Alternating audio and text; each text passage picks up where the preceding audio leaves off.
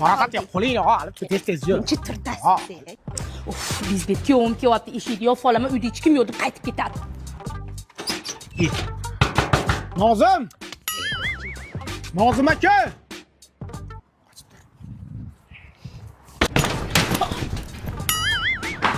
Ammo sosiramasdan poylamash kerak-da, turing o'rningizdan. Voy, qizim kelishingni ham aytib qo'ymaysan. Xuddi qo'y so'yib kutib oladigandek gapirmang. Nozim aka qaytdi. Voy, oyi. Pochcha, dadam ham appendis bo'lib qoldi. Ko'rmaysizmi? Zo'ri. O'laman desa, bu kulaman deydi. Kuyov bola, o'lasadan yeb o'tiring. Voy, qalampir achchiq. Voy, qaynoq. Appendis oldingizmi? Ha, damam ketibdi o'zi. Yegansiz moshilab kelganini mana shunaqasiga tiqqansiz.